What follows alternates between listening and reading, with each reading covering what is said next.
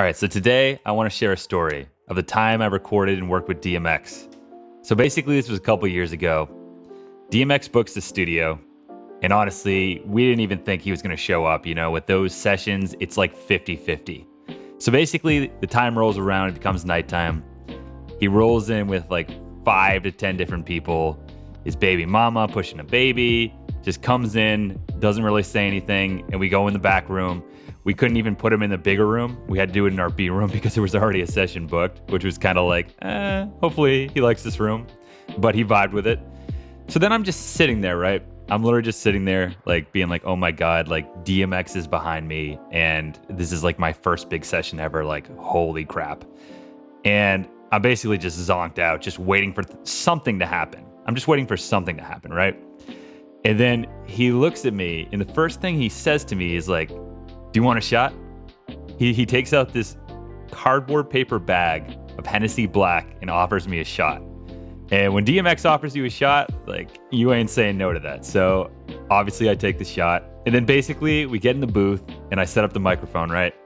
And he was so perfectionist about it. He's like, just a little bit lower. He's like, I'm going to come down on it. So just like a little bit lower, a little bit lower. And even the producer before we started, he's like, hey, are you sure you got that thing set low? Because he comes in hard. And I'm like, yes, I got it set low. I really cranked it down to just make sure that it wasn't going to blow up.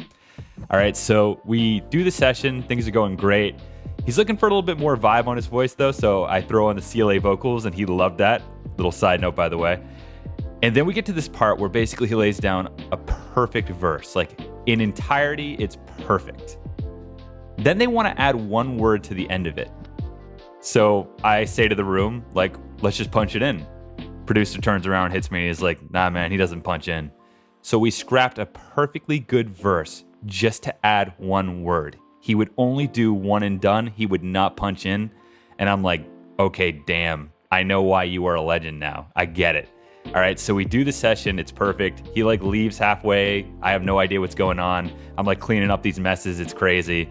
And then we wrap up at the end, and he actually gives me a tip.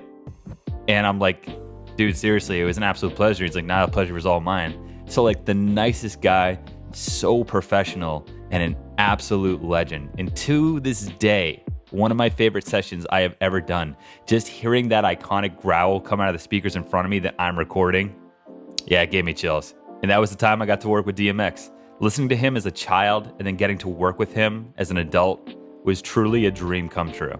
Take care, everybody.